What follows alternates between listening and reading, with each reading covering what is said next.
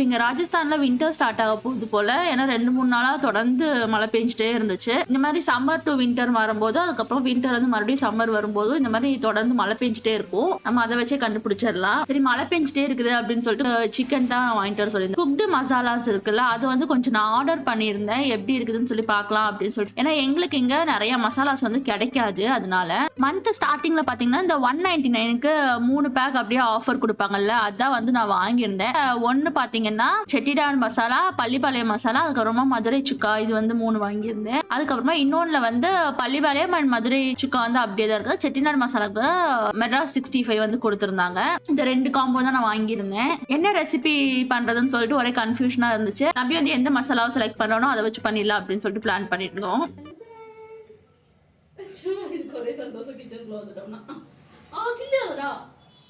சந்தோஷமா நாங்க இருந்தா கிள்ளி வைப்போம்.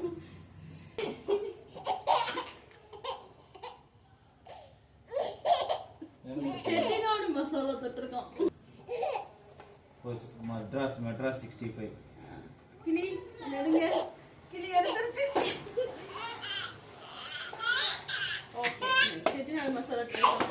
ஒரு பாக்ஸ்லயும் பாத்தீங்கன்னா 2 பேக் கொடுத்திருந்தாங்க. அதாவது 25 கிராம்ஸ் 25 கிராம்ஸ்க்கு மொத்தமா 50 கிராம்ஸ் கொடுத்திருந்தாங்க. இந்த செட்டிநாடு மசாலா மட்டும் பாத்தீங்கன்னா எக்ஸ்பைரி டேட் வந்து கொஞ்சம் சீக்கிரமா முடியற மாதிரி இருந்துச்சு. அதனால மத்ததே வந்து எடுத்து செக் பண்ணி பார்க்கலாம் அப்படின்னு சொல்லிட்டு செக் பண்ணிட்டு இருந்தேன். கொஞ்சம் சிக்கன் பாத்தீங்கன்னா கிரேவி பண்ணிட்டு மீதி கொஞ்சம் மட்டும் செட்டிநாடு மசாலா ட்ரை பண்ணலாம். அவங்க என்ன இன்ஸ்ட்ரக்ஷன்ஸ் கொடுத்தாங்களோ அதை அப்படியே தான் நான் ஃபாலோ பண்ணேன். ஃபர்ஸ்ட் கொஞ்சமா எண்ணெய் ஊத்திட்டு கருவேப்பிலை போட்டுட்டு ஆனியன் வந்து நல்லா சாப் பண்ணி சேர்த்திக்கோங்க. சேர்த்துட்டு இதை நல்லா ஃப்ரை பண்ணி விட்டுருங்க. அதுக்கப்புறமா நம்ம எடுத்து வச்சிருக்கோம் சிக்கன் இப்ப சேர்த்திக்கோங்க. நான் வந்து கொஞ்சம் போன்லெஸ் பீசஸ் மாதிரி தான் எடுத்துருக்கிறேன். 1/2 kg சிக்கனுக்கு 1 பேக்கெட் போடணும் அப்படின்னு சொல்லி இருந்துச்சு.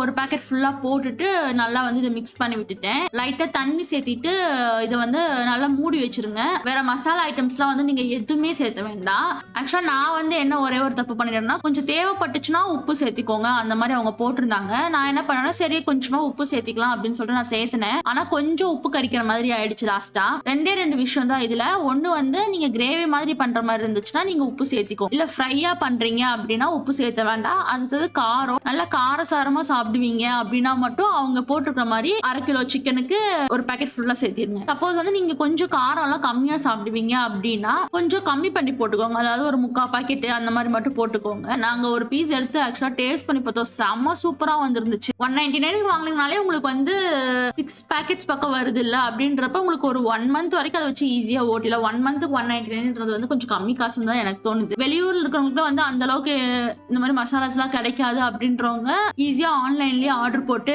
வாங்கிக்கலாம்.